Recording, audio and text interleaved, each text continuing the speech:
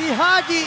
Pero hindi yan tatantanan ko sa'yo, nandun din. Medyo pinupuruhan, pero nakuha naman nila ang kanilang gusto, which is yung Edward! insert sa baba, pero napakaganda ng final stat mula kay Edward. 5 blazing duet, kaso na-cancel! Dito si Oheb! At may Mystic Dash pa kung gusto nilang sumugod, kaya naman mapipigilan na sila. At makakatatlong inhibitor turrets pa yata kayo ng RSG, pero nawalan na sila ng minions sa gitna. Walang minions, pero yung pag-asa ng RSG na ituloy-tuloy ito ay nandun pa rin.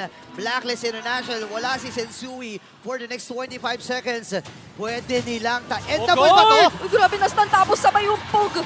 At talagang kinuha na doon ng kill on to Edward. Endable! Kumakatok na ang RSG dito sa base ng Blacklist International. Nag-flicker in pa si Aqua gamit yung Mystic Dash. Pero wala na silang ibang papansinin pa. Dahil Task Force RSG talaga ay gustong kuhain ang labang ito. Minions! At nakiklear ng Blacklist International kahit pa paano may blazing duet pa mula